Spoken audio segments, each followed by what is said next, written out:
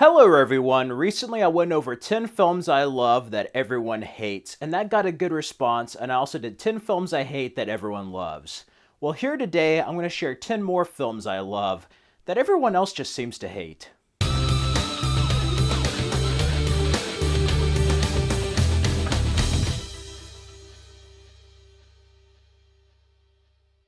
So here are 10 more films I love that everyone hates. Before I continue, feel free to let me know your films down below that you love, but everybody else just seems to hate. Comment down below. I would like to read what films you love. Starting the list is G.I. Joe Rise of Cobra. Now, G.I. Joe Rise of Cobra is not the best film. None of these films are in many ways. It's a guilty pleasure for me, and it's a far cry from the 1980s TV show. But it has a fun nature to it that I just love. It's entertaining. Steven Sommers did this. He did The Mummy and Mummy Returns. And yeah, Channing Tatum's in an early role as Duke. You have Marlon Wayans. You have Sienna Miller as Baroness. And yeah, it's very interesting to say the least. You also have Joseph Gordon-Levitt as Cobra Commander. I love his voice of like, the Joes would never know what hit them. Ray Park as Snake Eyes. You know, I saw the trailer on the Super Bowl. It's just a fun film. You have those little ecto-suit things. All this feels like it's made for toys in the way that Batman and Robin was. But I just love the premise of this. A secret society of Joes. You know, Dennis Quaid's character, Brendan Fraser's cameo. And everything about this is the whole flashback and how they basically form G.I. Joe and Cobra, the embellishments they take, while also going back to some comics and toys lines. Overall, this film's not the best film, but I highly enjoy it, and Rise of Cobra is just a guilty pleasure for me that I just love. Next is the Karate Kid remake. I actually love the Karate Kid remake. This gets a lot of flack because it's not the original. No, it's not, but it's very respectful. In many ways, I think this should have been called the Kung Fu Kid because it's not karate. I like Jaden Smith in the role, and I thought Jackie Chan was a perfect person to be the Miyagi figure for this new generation. Just the way it opens with the credits, I knew it was going to be a serious approach, and it's weird how much it mirrors the original, but in China, you know? How certain characters are like the original in many ways. But I think it gets more dramatic with Jackie Chan's character, with his family being killed in that car accident, him rebuilding the car and just tearing it down. That stuff is deep. The fighting is more intense. I like Taraji P. Henson as Jaden Smith's mom. And overall, it's a retread of the original, but in a different setting. And I think it stands on its own. It really doesn't feel like a remake. This really could have been called Another Karate Kid because it feels like it's another Karate Kid film. Overall, it's a film that I highly enjoy that I think just gets a lot of flack. Next is another remake, Charlie and the Chocolate Factory. Now, this film's not as good as the Gene Wilder one, but it has that Tim Burton zany nature about it that I like. Johnny Depp looked really pale in the trailer. He's pale, but he doesn't look like Michael Jackson creepy or like Crispin Glover, you know? He's very different, but what wins this for me is Charlie. I wish they had this Charlie with like Gene Wilder's Willy Wonka, and that could be good. Get Microchip from Punisher to be the next Willy Wonka. That's who I would cast, but I like this. It's really more focused on Charlie, his family. In many ways, it's Tim Burton's attempt at remaking the original film, and it does feel that way, but it goes beyond it. It goes beyond the glass elevator, and Charlie doesn't give up his family for all the chocolate in the world. And I like that. We also get to go more into Willy Wonka's backstory with Christopher Lee and, you know, his father being a dentist. So that was very interesting. You also had the Oompa Loompas, the songs there. Some of it was pretty funny. Some of it was pretty much a retread of the original. But overall, this is one reimagining that gets a lot of hate, and I'm one of the few people that likes both the original Willy Wonka and this film. I always wish they made the sequel, though, in both movies, from the books that you see where they go into space. That would have been kind of cool. But it's an interesting film, to say the least. After that is MI2. Now, Mission Impossible 2 does have its fans, but it's not widely looked upon as the other Mission Impossible sequels. And yeah, it's not like the other Mission Impossibles, and for that, it's not as good as the others. But as a film, and especially an action film, I think this is vastly underrated, and I love this film. It's totally different than the first Mission Impossible, but in many ways, it has the same kind of nature to it as the first. I can see this as a progression, even though it's a shoot first, ask questions later type of Ethan Hunt. John Woo's direction is fantastic in this. I love the soundtrack. You have Take a Look Around by Limp Bizkit. I Disappear by Metallica. Man, that motorcycle chase at the end was fantastic. The whole mask reveal, Anthony Hopkins as a secretary. Man, I really like this movie of how it starts off like with that mountain climb, And seeing Tom Cruise is like, if I was on a holiday, if I was going to let you know where I was, it wouldn't be a holiday. And he throws the glasses. I also love the beginning where you think Tom Cruise is evil. And he's just like, you keep calling me Dimitri. You really shouldn't. And then that whole reveal on the island. Yeah, this has some fantastic action, even though it is a bit impossible with like the little motorcycle jump tackle. It has its moments. It has that kind of like gung fu action that John Woo has. You know, if you've seen Hard Boiled and Face Off, it definitely has a lot of moments there, a lot of doves, but it's just an enjoyable guilty pleasure for me. I also like the romance he has with Naya, played by Thandie Newton. Overall, even though it's not as good as the other Mission Impossible sequels, it does a lot of crazy stuff, a lot of cool action, and I think it's vastly underrated. For a while, it was just the first and second film, and this was completely different, and a film that I think stands on its own. I love this in the series, and it doesn't get enough love, I feel. After that is Star Trek V: The Final Frontier. This film gets a lot of hate. It's regarded as one of the worst Star Trek films. I finally saw it on Blu-ray a couple of years ago, and I have to say, I like this film. I don't know if it's because there's a lot of crap now these days, but I like Cybok as the villain. I love William Shatner's direction. You know, the kind of friendship he has with the crew, especially with Bones and Spock. You know, the little boots, the levitation boots. I love that. This is one of those films where I feel like the ideas and the story were great. It was just the execution and the budget restrictions that really held this film back from being a great philosophical Star Trek adventure. It definitely has that Star Trek vibe. I love the original theme by Jerry Goldsmith, the one that's used in The Next Generation. There's that one scene of like taking pain away, you finding out Cybok is Spock's half brother, but he's taking Bones' pain away, trying to take Spock's. And he's talking to Kirk saying, join me, I can take your pain away. And William Shatner's like, no, I need my pain. And he's talking about how pain is needed to be human, you know. We need our experiences, good and bad, to help shape us into the person we are. And I like that. It's very philosophical, and it's a search for God, or a being that supposedly says he's God. It gets much deeper than that. We pretty much find the devil. And I like that stuff. That's like old school Star Trek from like the TV show. And this is one film, even though it's slow, it's shot very well. It's a beautiful looking film, and it does test the crew in many different ways. It is a darker film.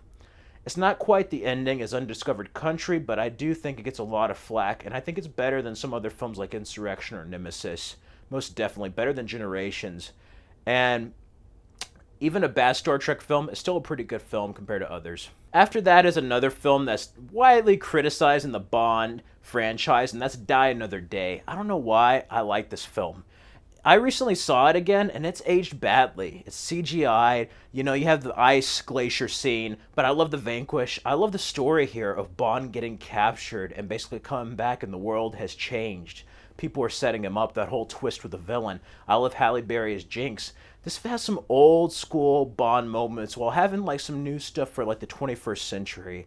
In many ways, I wish it was more grounded like the later and earlier films, but I actually think this is a really good Brosnan performance from James Bond, you know? Like, this is like up there with his GoldenEye performance. I love the action of this movie, the whole Vanquish chase and using the ejector seat to dodge the missile and stuff like that. I like it.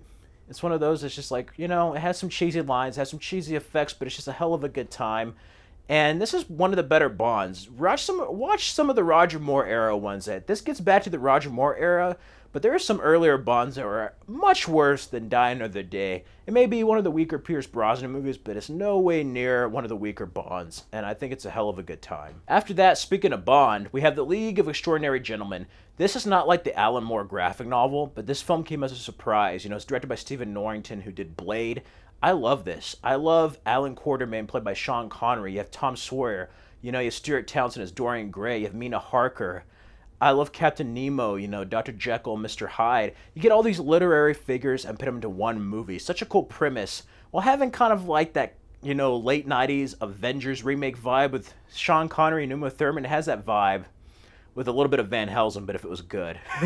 Like, I don't know, something about like the late 90s, early 2000s with like horror and like literary figures. Victorian era felt like this, but I like it. It's a hell of a good time, and it's like a team up before you had team ups, and it's with literary figures, so that's kind of cool, you know. I know people love comic book team ups, but like that's kind of cool seeing these different figures in literature team up for this movie, an older Tom Sawyer there.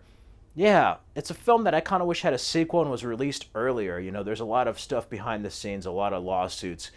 And I have to say, Sean Connery still had it. It may not have done well with audiences. I didn't see this in theater. It looked lame.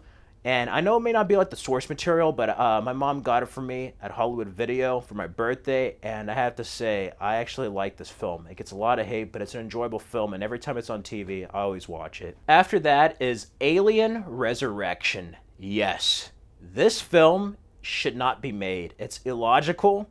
But after Alien 3, anything's good. Yes, that's heresy to some, but I like this much better than Alien 3. And yeah, it's a crazy premise, but it's enjoyable. It's pretty much like Aliens, but on a B-movie scale. But I love Sigourney Weaver back, even though it's not the same Ripley. She's kind of like this hybrid clone. I love the xenomorphs. They probably look the best they have. I just wish they made them look darker. You have Ron Perlman here, Winona Ryder as the android Call. I like that stuff. The underwater sequences, the action. Overall, it has a good premise with the ship arriving on Earth and them having destroyed the xenomorphs. I just wish I had a better conclusion for Ripley. But overall, I thought it was a hell of a good time and a much better film than Alien 3. Alien 3 was bleak, it was dark. Yeah, I know, it's supposed to be that way, but it was such a slap in the face after everything that happened in the first two films that I'm like, you know what, it can't get any worse. At least this felt better than Alien 3. I'm like, I know it ended, but to me, I enjoyed this film a lot more than this predecessor. And really, a lot of blame is shifted to this film for ruining the franchise. And I'm like, it was already ruined with Alien 3. It should have ended there, perhaps. But I welcome this. You might as well just keep going with it. It's better than Alien vs. Predators. That's all I'm going to say. After that is Jersey Girl by Kevin Smith. I actually really like this film with Ben Affleck. I think the reason why this film got shed on is because Jennifer Lopez and Ben Affleck's relationship. She's only in it for like the first 2 minutes and then like dies, But I love him being a single father. I love George Carlin as his father, as the grandpa. He's great in this film. Liv Tyler and Ben Affleck reunite after Armageddon. And there's that one scene where he argues with her, where she's like, I wish it was you that died instead of mommy. I wish you didn't exist. It's like, I hate you. And then he's just like, I hate you too, you little shit. You and your mom took my life away from me. And I was just like, whoa. Like, that is a really good scene with Ben Affleck. There's a lot of comedy. There's a lot of heart. And this is a really great Kevin Smith film. It's not like Clerks and stuff. It has a comedy. But it's more in the vein of like a PG-13 version of like the stuff you see in Chasing Amy, It's a very different film from Kevin Smith, and I think an overlooked film that gets a lot of unnecessary hate. After that, to finish it off, I love the Terminator sequels. None of them are as good as T2 Judgment Day or the first film. Terminator 3, I actually really liked. I love the ballsy ending of Judgment Day being inevitable, but at the same time, it was one of those films that was barely getting good and then just ends. And I hated it because I was so excited, and I didn't have the internet back then.